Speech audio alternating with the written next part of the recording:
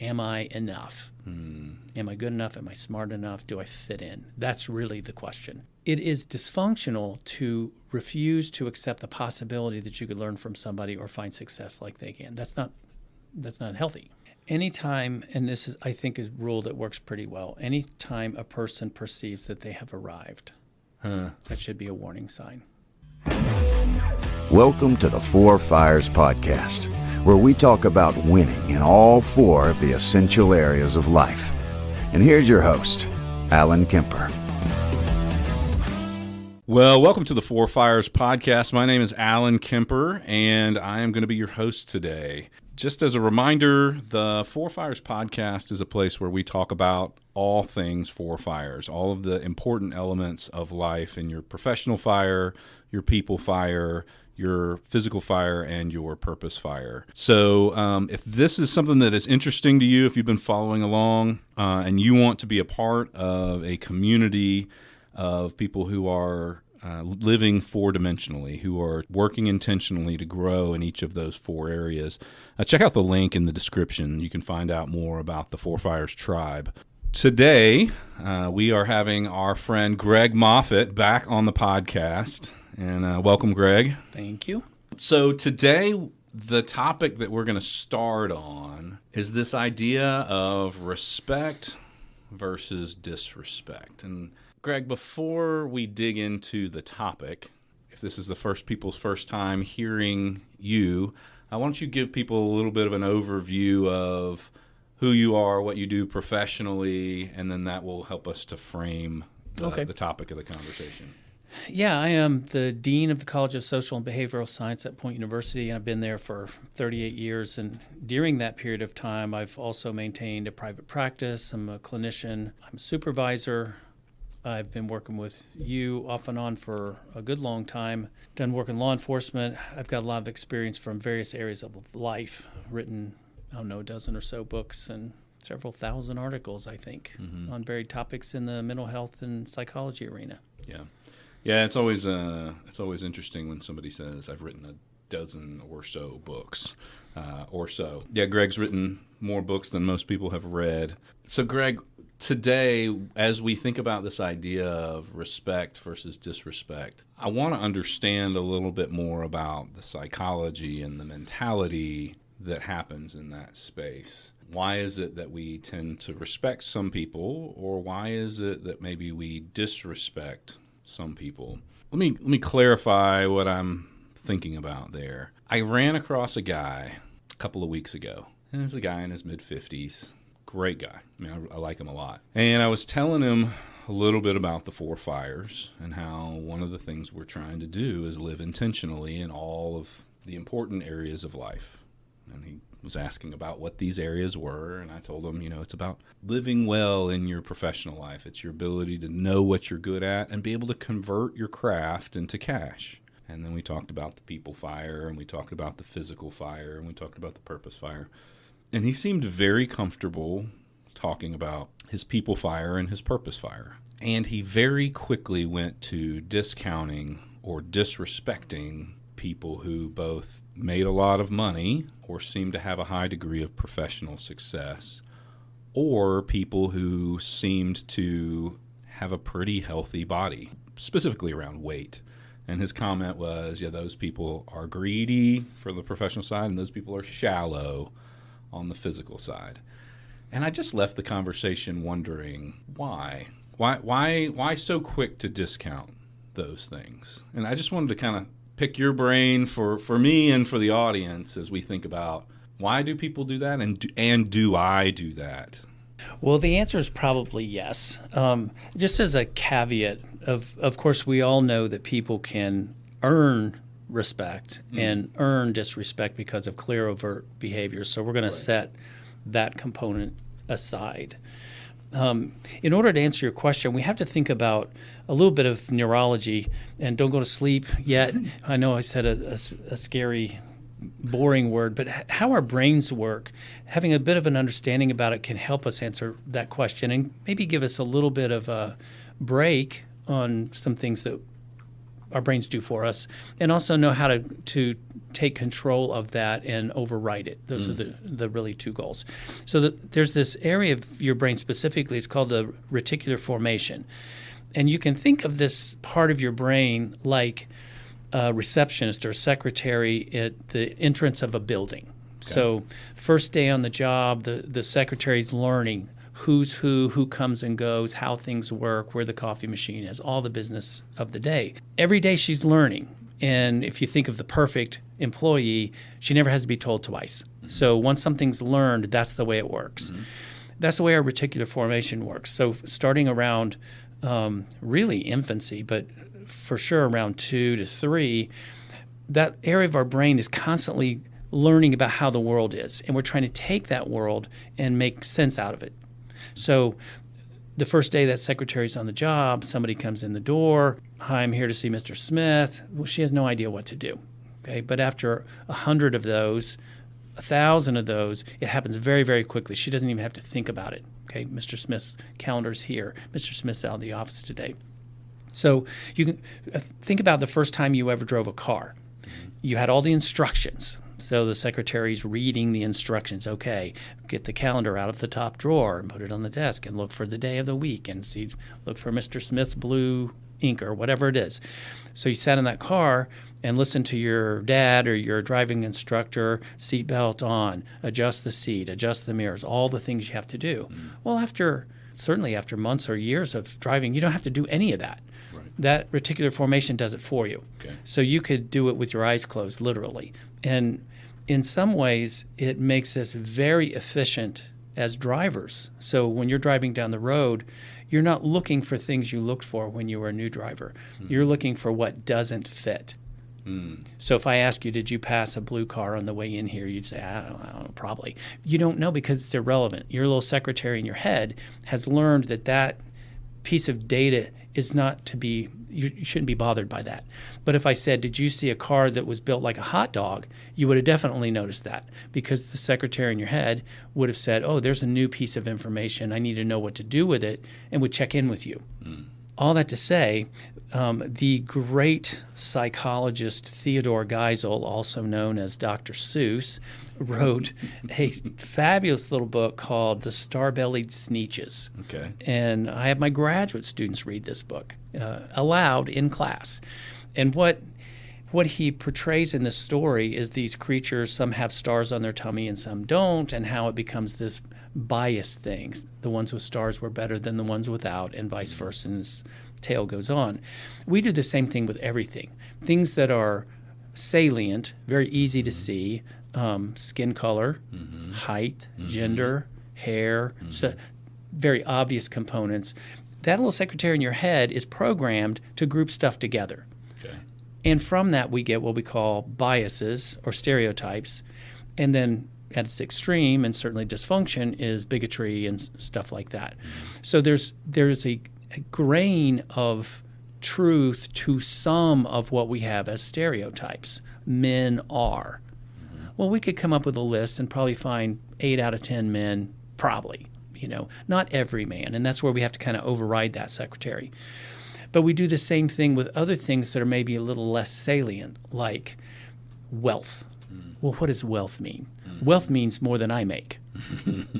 Wealth means more than you make. Right. So I don't know who the richest man in the world, but you take some, Murdoch or Gates or one of those guys. I don't think they would deny that they're wealthy. But if you were to ask them the famous question, how much is enough, then it gets to be a little more vague. Yeah. Because more is the answer to the question. So when we start looking at people who work out or are healthy, people who are whatever that means, successful in business, we have to recognize that that's been categorized at some point. People who are successful, probably who you were talking about, wouldn't call them successful. He would call them rich, greedy people. So categorized in that way, which there are certainly people who are that way. People who are into going to the gym, building muscle. There are certainly people who are very shallow. So there's that little grain of truth. But the problem is that secretary in that context says all people who make more than me are greedy. All people who are in the gym are shallow or whatever, and never self-reflecting, is that true of all people? So that piece is one component. The other component that addresses the question has to do with what's called social comparison. From our very, very early days, we are comparing ourselves to others, our siblings, our parents, people that we go to school with, kids on our baseball team or dance troupe or whatever. And we're comparing our clothes, our shoes, how we wear our hair, whether we have freckles or not. And we're asking one very simple question over and over and over. Am I enough? Am I good enough? Am I smart enough? Do I fit in? That's really the question. People still exists, but it's managed. In the most immature, and when I say frail or feeble, I'm talking from a psychological perspective, it possesses them. So I must be stronger so that I'm good enough. I must make A's so people will like me. I must be religious because, or whatever. So that's the dysfunctional piece of it. So as a clinician, when people come in and they start talking about their religion, it actually bothers me. It doesn't bother me that they're talking about religion. It's just way easier to talk about this external thing, no matter what their religion is, than to say, I. Do you follow? Mm-hmm. So that social comparison piece, which is what you're asking me about, the individuals thinking, oh, all rich people are. Yeah. We've got the stereotype component, but then we've also got, well, I'm not there. And that's what we'll talk about maybe in a few minutes, the difference between what we think of as ideal self and perceived self.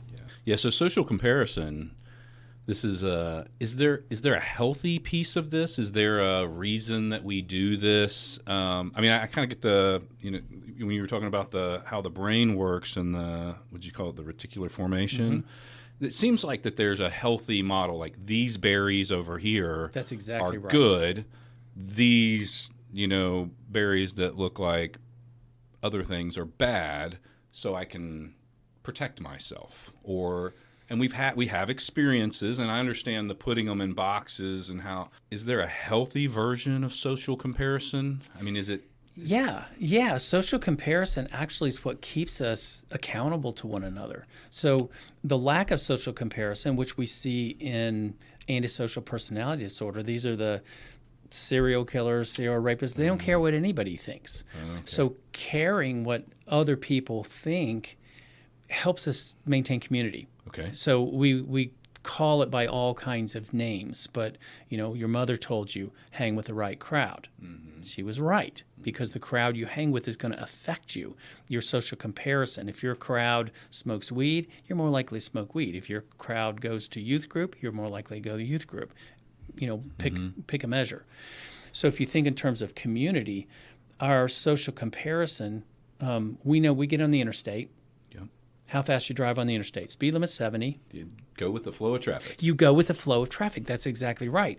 And generally that functions pretty well. Mm-hmm. So if it's a dry day, traffic isn't necessarily super congested, speed limit 70 and you're driving 78, something like that, you're probably in some ways safer than if you were driving the speed limit. Mm-hmm. That you're not going to be in people's way. You're not going to cause people to brake check, which might get people rear-ended. So that social comparison helps us work together in a healthy way. When the people we're around are healthy. Yes, generally. So that's the function of it. The dysfunction of it is when it controls us. So we have to get the newest iPhone because everybody else has it. That's controlling your finances. I must get this kind of pair of shoes. I must drive that kind of car. And we see that people get themselves in serious financial trouble because of exactly that. In this area of the state is pretty bad about that. Yeah. You start getting questions from parents when their kids are brand new, born. What preschool are you going to put them in? Well, that social comparison is driving, now I got to make more money so I can send that kid to the right school, the proper school or whatever, when there's no real good psychological reason to do that, or developmental for that matter. So that's the downside of it. Well, I'm sure, and we could probably go down a whole nother rabbit hole around how social media has exacerbated social comparison, with... That is probably the biggest my biggest criticism about social media, because we tend to hang with people who think like us. And in the old days, prior to the digital world, that was limited pretty much to people in your geographic space. So people on your baseball team, at your school, stuff like that. And from that bigger group, you then self-selected people that you thought physically looked like you. And there's some interesting research just on attractiveness. People of a certain attractive level, if we would just line people up and rate them 1 to 10, some people would generally be up in the 10 range, some people down in the lower range, and so forth. People tend to hang with people who are at their level of attractiveness. They don't realize they're doing it, but I know men do this when they're dating. They'll see somebody that they perceive as a higher level of attractiveness. They won't even ask them out because there's an assumption from the get-go, I don't qualify. Wow. That's reflective of that social comparison. So let's say you've got a group of 5 friends, you go to a movie that you really like, and you're telling them about it. Oh, I saw this new movie with so-and-so in it. You expect to hear from them, oh, I love that guy, or I saw that movie too. Some agreement, what we would call likes. Oh, yeah. Yeah, likes. If you don't get likes, and if you don't get likes enough, one of two things happen. Either you mold into their worldview, assimilate into the group, or you just continue the friendship. So that then self-selects us to people who think like us. Well, now with social media, excuse me, the entire world is available. That's the pool. And nearly anything anybody posts about any possible subject, somebody somewhere in the world is going to like it. And it doesn't take too many of those to confirm. So your friend that you talked to the other day, suppose he posted, all rich people are just greedy. Like, which confirms then self-comparison or social comparison. Yeah, you're right. And therefore, there's no need to go back and ask that question, is my secretary lying to me? Secretary in my head. Do you follow? Yeah. So you're dead Category. on. If we have this social comparison thing happening in our brains, and there is it's a gradient, like there's a healthy element of it, and if everybody in my family gets up and goes to work at 8 in the morning, maybe I should get up and go to work in the morning as well. Maybe that's a healthy thing. If everybody in my family or all my friends go to the gym or whatever the thing is, it helps keep me. But then there's also the extreme of that where I've become obsessed. So if you have that going along and what the underlying question that's kind of driving that social comparison is, am I enough? Is the reason that I would discount somebody who has a better marriage than me or a better job than me, why would I not be attracted to that person and want to learn from that person as opposed to just discount them and push them away? We can learn a couple of things from Freud. I mean, in Freud's convoluted, extensive theory, a lot of it we could toss out the window, but two things I can't deny. One is something called defense mechanisms. And Freud argued that we're constantly trying to defend ourselves, and there were 15, 16 different defense mechanisms. So whether he's exactly right or not, I can tell you as a clinician, functionally it works. It's very, very helpful. If I can find out what somebody's afraid of, if there's a dysfunctional behavior, and my line is this, all dysfunctional behaviors that are not physiological are defensive. Say that again. All behaviors that are dysfunctional, that are not physiological, are defensive. So applying it to this question, it is dysfunctional to refuse to accept the possibility that you could learn from somebody or find success like they can. That's not healthy. So if I'm correct, then what are you afraid of? And part of what I believe people are afraid of is the unachievable. So people in the gym, they're all real strong. I can't be that. The perception, I can't. So Carl Rogers called this the ideal self and the perceived self. The ideal self is the thing that you either think you should be or you really want to be wealthy. The thing that you see that you are, not quite there yet. And as you examine the gap between those, that's the level of dysfunction that appears. So if the gap is very, very small, people are generally satisfied. If the gap is very, very broad, that's when people are very dissatisfied, and it shows up in a lot of ways. Another component that Freud gave us was the whole idea of the ego. We use the term egotist or egoist to describe people who we think are cocky or brash, super confident. I argue there's no such thing as an egotist. I argue that that person we call an egotist is so insecure that they're not going to wait around for somebody to compliment them. They have to throw it out there for you to make sure you know it so that they can then massage their weak ego. So it's just the opposite of what it appears. And why those two things matter, the question that you're asking, why would somebody not try to learn from a successful person? I don't think I can achieve this, therefore I will protect myself by discounting it, just like Aesop's fables, the sour grapes. They must have been sour anyway since I can't reach them. And if I admit what I really see, the difference between my ideal self and perceived self, I'm a failure. So to say I'm a failure is very, very hard and very, very scary, and very probably out of the awareness of the individual that you're talking about. The healthier person would say, wow, even if I don't get to that level, I would like to get further than I am. Teach me. Yeah. So if I'm evaluating myself, comparing myself to other people, and I look around and I feel like that there's somebody who has achieved something that I have not yet achieved, my brain can go one of a couple of ways. One is what I'm hearing you say is I can go for the he's probably doing better than I will ever do. I shouldn't even try, and maybe I need to acknowledge that I'm failing in that space, but instead of acknowledging that I'm failing, it feels better, discount them and call what they're doing a failure instead of success. Correct. Or I can take that mentality of, okay, there's a fork in the road, they're doing better than what I'm doing, maybe I would like to be doing what they're doing. And maybe there's hope. Maybe. So, is it a hope despair distinction? Is it a? That's probably a good use of words. Yeah. Is there a belief that I can be, an optimism that maybe I won't get fully there, but at least I could head in that direction if I will be humble enough to learn. And that humility component is very critical, because in order to be humble, you have to be willing to face the fears of perceptions, social comparison. So let's say I was to say, Alan, I want you to teach me how to be a better accountant or marketer, something that's in your arena that's not mine. I have to submit to you. I have to, by default, say you're smarter than me, you know more than me, at least in that particular area. And that submission doesn't come easy because it requires us to give up power in a way. And you used a really interesting word. You said despair. There's a psychosocial theorist who uses exactly that word in terms of developmental progress.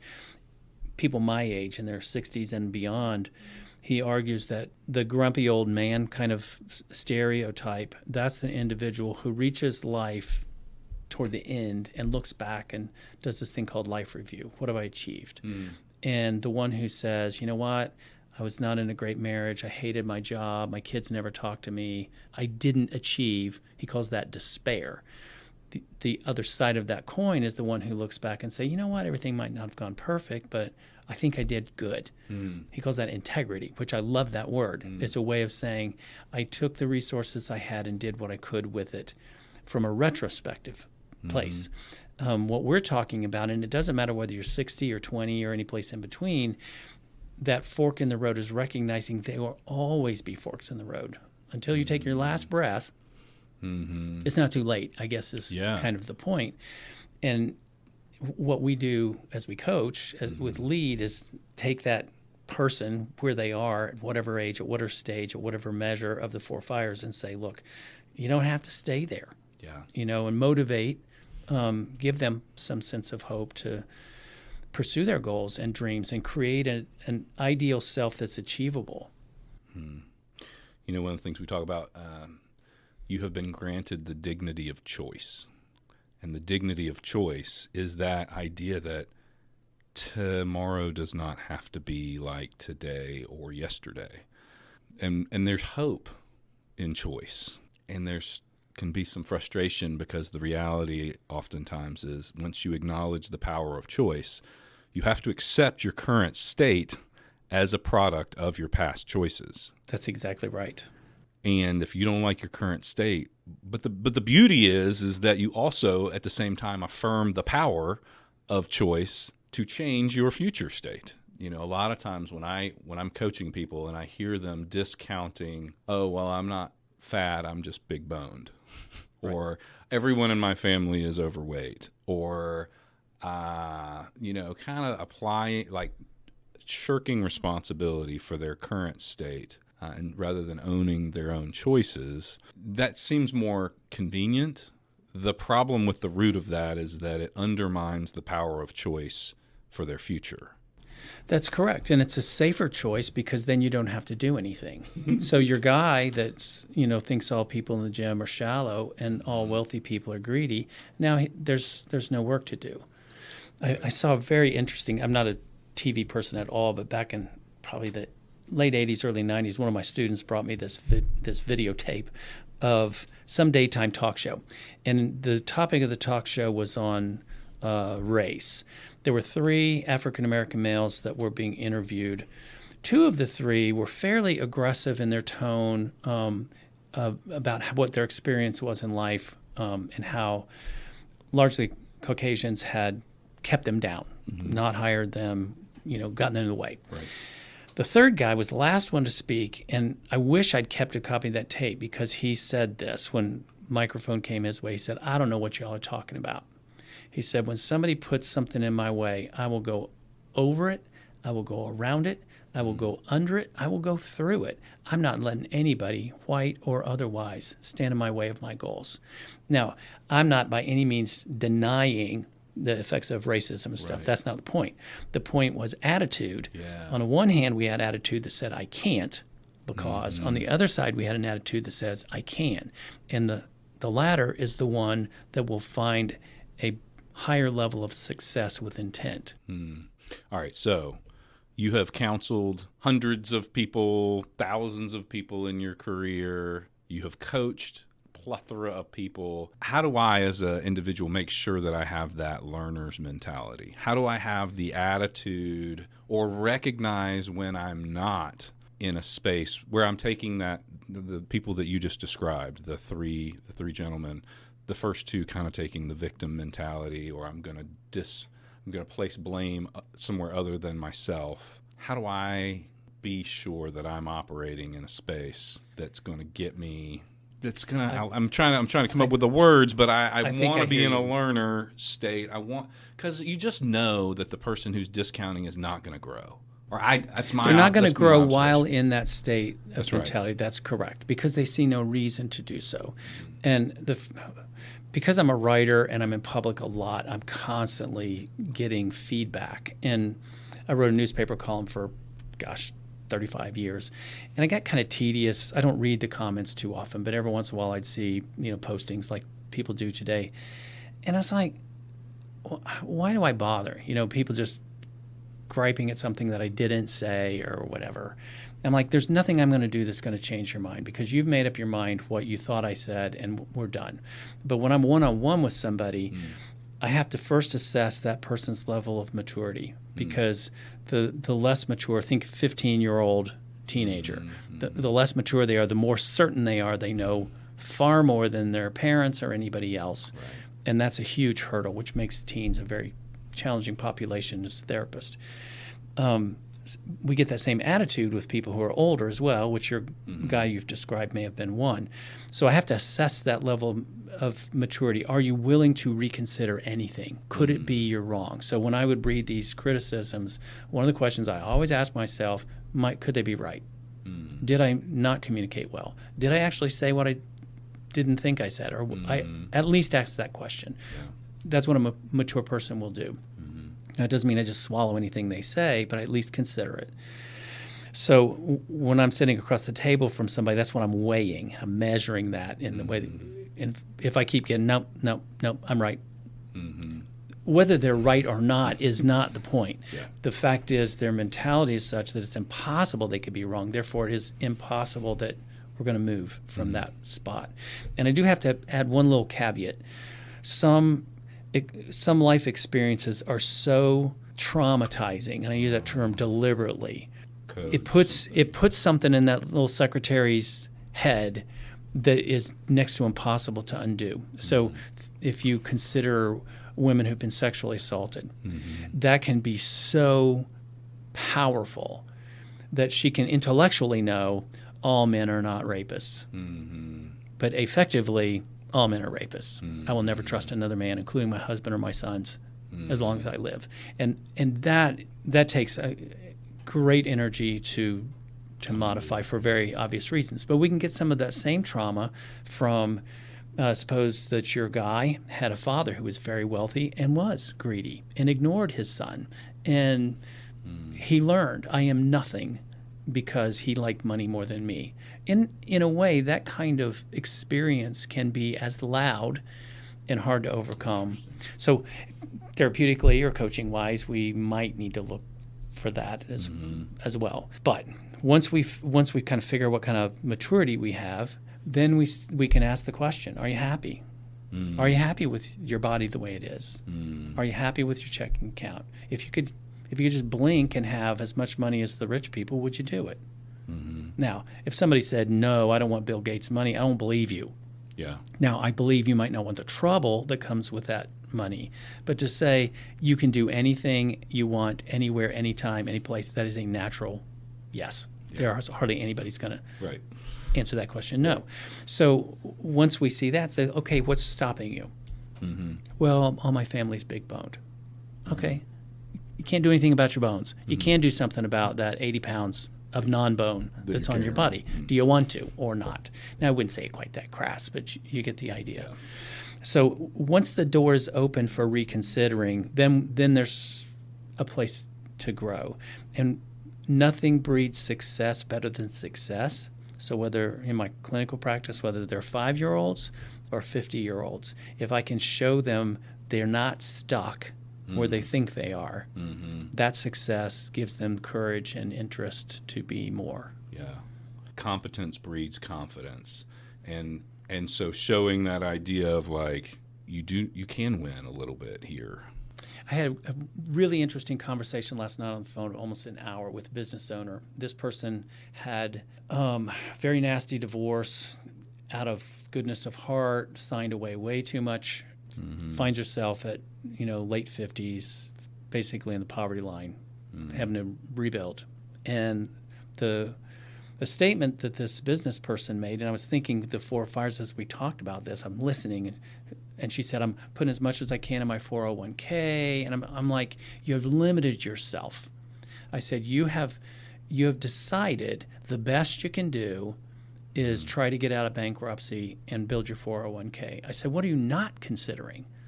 And we started looking at avenues, business options, housing options, well beyond what. Now, the right thing to do, that's not for me to say, but what at the end of the phone call, this person thought, I didn't realize I had so many choices. And that's the point of growth. Now, what happens there is obviously you take control of your life and do what you want. Right. The more choices you have, the more free you are, right? So freedom is just choices. And so when we either are unaware that we have choices, or we choose to not to discount a handful of options. Oh, I could be wealthy, or I could be fit, or I could. So are we inherently creating our own self-prison? Like exactly. We're choosing to live in an environment where we have less choices. And that's exactly where this disrespect issue comes, where we started today, is that an individual has chosen to say, I'm going to choose to live at $50,000 a year, or whatever you make, because, and I'm wrapping up what we've been talking about, because I am not willing to risk learning more, pursuing a goal that's really my dream, or whatever the things I'm afraid of. So I'll just discount that entire group and say, nah, you guys don't know anything, or whatever the issue is. Therefore, I can see myself as okay. The mindsets that are required, you talked about maturity. There's a degree of maturity that a person needs to have to be able to accept that maybe someone else is winning in a space that I'm not winning at, and I could not have to discount them. I could look at that and say, I'd like to actually learn something. Mm-hmm. There's a degree of optimism, versus despair around understanding that there's some power in your choices and that you can be different. I heard you say that there's a way for you to, if you can get some little wins and, breed some confidence and what was you said that Success breeds success. Success breeds success. So where can we get some little wins in these spaces? But it's that initial conversation that I had with the guy. It first put me off because I was bothered by how quickly he discounted something without ever really wanting to work for it. And then my second thought was, oh no, where am I doing that?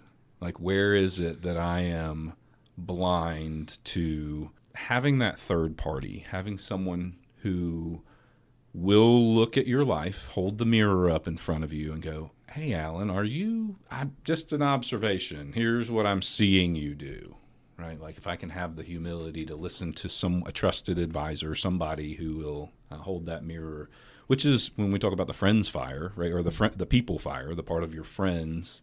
Or if you're in your professional fire, like having a coach, but having people in our lives help us to understand the spaces where we might have these blind spots. Well, self-awareness is probably on an equal footing with maturity, being able to see yourself realistically. And that 15-year-old does not see him or herself realistically. They think because they've had 15 long years of experience, they know more than anybody else. And it's kind of a natural thing as our brains develop, we get it. But being able to hear things that are hard to hear, and I've said this to guys that I've worked with before, I'm going to tell you something and you're not going to like it. Mm-hmm. I try to soften it as much as possible, but I don't pull punches because it's not helping you.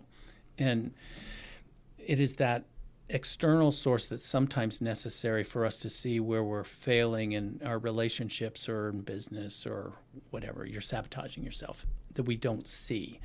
When we reject truths of self-reflection from others that we trust, that's indicative of immaturity or a powerful defense mechanism that to do that is just not something that a person can cope with. So they sort of are married components, that willingness to introspect or hear from a third party and the maturity to say, I've still got stuff to learn.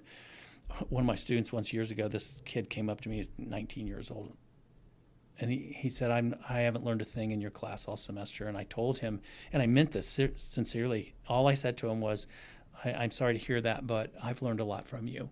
And I had. He'd said things, he argued with me every day, and he caused me to think.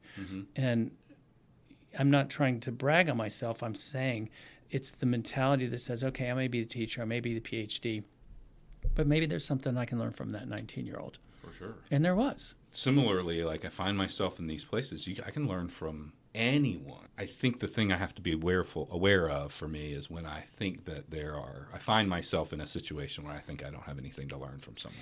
Anytime, and this is, I think, a rule that works pretty well, anytime a person perceives that they have arrived, that should be a warning sign. When we talk about the four fires, the intent is that we are on a consistent journey. There isn't an arrival. There is not this person we're all on the journey, which I think we talked about the self-comparison. As we go through this journey, the healthy version of that is to look at people who might be further on their journey. The unhealthy version might be either to think that you have arrived compared to everyone else, or to have this like unhealthy, unrealistic striving. Does that sound like a fair, progress, development, and growth are healthy? Well, what I did, and you probably do this with your guys as well, but when I'm coaching, I want people to come a year from now and look back and say, I wouldn't be where I am if I hadn't, and this is an elite commercial, but if I hadn't hired you. And it's not for me, it's for them. I said, if you're in the same place a year from now, we didn't give you your money's worth, first of all. And the whole point is that you're growing. So whether that means you've gone from sedentary to occasionally you'll walk a half a mile or whatever, or you've gone from overweight to trim or whatever. It is that process. And that's going to look different at different stages of life. And some of it may seem digressive, especially as you get older, and especially in the physical fire. But it doesn't mean that we stop growing. All right. So last question. Are there different mindsets required for growth in any of the four, like in our professional fire versus our physical fire versus our people fire versus our purpose fire? Is there a different mental skill set that you think people need to win in those different areas? No. Okay. That's the shortest answer you'll ever hear come out of my mouth. Yeah. The belief that one can succeed is the same regardless of what you're pursuing. Now, the specifics are certainly different. And I think you've said this many times, that 2 fires we're fully in control of and 2 fires we're not fully in control of, that require some submission and other parties. So that certainly looks different. But the mentality, I can be a better physical specimen tomorrow than I am today, is the same mentality that says my relationship with my spouse or my kids or whatever can be better tomorrow. The same mentality that says even though I don't feel it, my relationship with my creator or my religion can be better tomorrow than it is today. It's exactly the same set of tools. It's a growth mentality.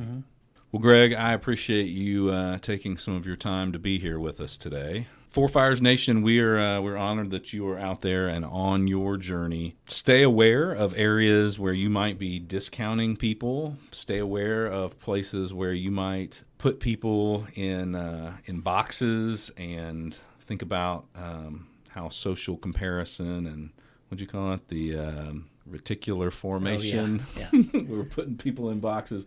How that impacts your growth mentality. And be mindful that one of the keys to success in all of the 4 fires, whether it's your professional fire, whether it's your people fire, your physical fire, or your purpose fire, is that we are able to lean into each one of those areas with a growth mentality. So I think that's the word for the day, is growth mentality. I think that summarizes a lot. So thank you, Greg. I appreciate you being here. Thanks, and thank you, Four Fires Nation. We'll talk to you next time.